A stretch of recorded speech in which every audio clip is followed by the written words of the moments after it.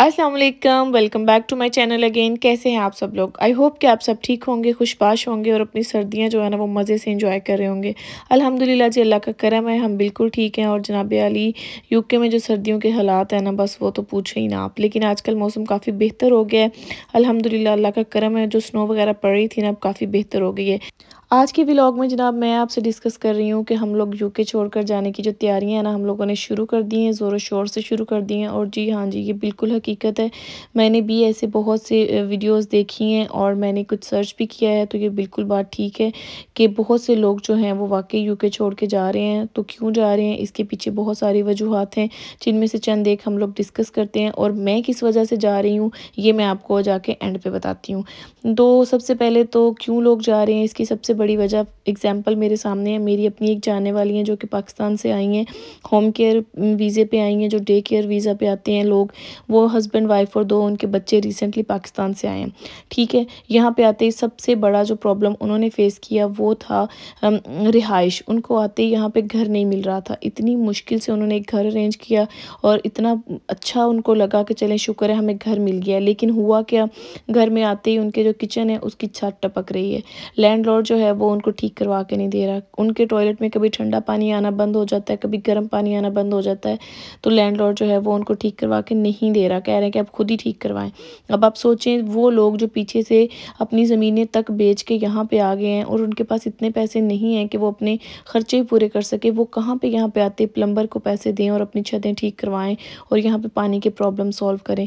अब सबसे बड़ा उनको मसला यहाँ पे आते रिहाइश का हुआ है। उसके बाद जब वो डे केयर की जॉब पे आई थी, तो उन्होंने बताया था कि जब भी जॉब स्टार्ट करेंगी, यानी कि जब उनको ट्रेनिंग दी जाएगी, ट्रेनिंग के भी उनको पेमेंट मिलेगी। लेकिन उनको कोई अभी तक पेमेंट नहीं मिली। 1.5 से 2 माह हो गए उनको अपनी ट्रेनिंग स्टार्ट किए हुए, लेकिन उनको अभी तक कोई भी एक भी पे नहीं मिली। और वो 2 महीने से अपना रेंट का खर्चा कैसे दे रहे हैं, उन्हीं पैसों से जो वो पाकिस्तान से अपनी ज़मीन बेच कर लाए थे। अपने खाने वगैरह का कैसे चला रहे हैं काम, वही उन्हीं पैसों से जो वो पाकिस्तान से लेके आए थे। उनके हस्बैंड को चंद आवर्स की एक जॉब तो मिली है, लेकिन उससे भी कितने पैसे उनको मिलते होंगे। जो यहाँ पे स्टडी वीज़े पे आते हैं, यानी कि स्टूडेंट्स आते हैं, या फिर जो लोग यहाँ पे वर्क वीज़ा पे आते हैं, उनको जितने घंटे अलाउ होते हैं काम करने के लिए, उसके अलावा अगर वो किसी भी और स्टोर पे जॉब करते हैं तो उनको जो मैक्सिमम होते हैं ना पैसे, वो 7 से या 6 पाउंड से ज़्यादा नहीं दिए जाते। क्यों? क्योंकि उनको पता होता है कि ये इलीगल आवर्स जो है ना हमारे साथ गुजार रहे हैं, इलीगल तौर पे काम कर रहे हैं, तो हम इनको जितने कम पैसे देंगे, ये पाकिस्तानी हैं, इन्होंने काम करना ही करना है, इनकी मजबूरी है। तो बहुत से लोग जो हैं ऐसे लोगों की मजबूरियों से फ़ायदा उठाते हैं।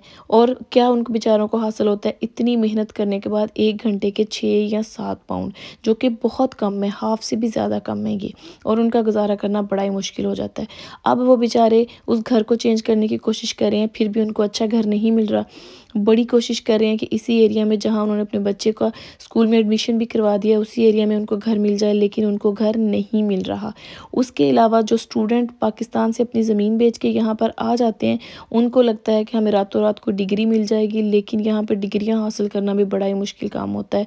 एक तो रहाइश का मसला, उसके बाद यहाँ पे जो खाने पीने के खर्चे आजकल बढ़ गए हैं। पहले कहाँ इतनी सस्ती चीज़ें होती थी। जब मैं आज से 7 साल पहले पाकिस्तान आई थी, तो 1.5-2 पाउंड की एक दूध की बोतल होती थी। आज वही दूध की बोतल 5 पाउंड में मिल रही है, यानी कि हाफ से भी ज़्यादा का फ़र्क पड़ गया है। तो जो लोग रेंट के घरों में रहते हैं, या फिर जो बेचारे अभी पाकिस्तान से रिसेंटली आते हैं, उनके लिए तो ये बहुत ही ज़्यादा मुश्किल है कि वो कैसे सर्वाइव करते हैं। क्योंकि उन्होंने यहाँ पे भी अपने खर्चे पूरे कर दिए हैं, यूनिवर्सिटी की फ़ीस भी देनी है, और पीछे से जो हम लोग उधार लेके मोस्टली आते हैं, वो उधार भी हमने चुकाना होता है। और साथ साथ जो पीछे से फरमाइशें आती हैं, वो भी साथ साथ पूरी करनी होती हैं। तो ये एक बड़ा ही मुश्किल काम हो जाता है, जो कि मुझे लगता है कि अब के माहौल में आजकल ये पूरा करना ना बड़ा ही मुश्किल है, नामुमकिन सा बल्कि लग रहा है। और तो और बहुत से लोग इस वजह से भी छोड़ के चले जाते हैं कि यहाँ पे डिप्रेशन बहुत ज़्यादा है, यहाँ पे अंधेरे बहुत जल्दी हो जाते हैं, यहाँ पे परेशानियाँ बहुत हैं। सुबह आप उठते हैं तो आपने मशीन की तरह काम करना शुरू कर देना है।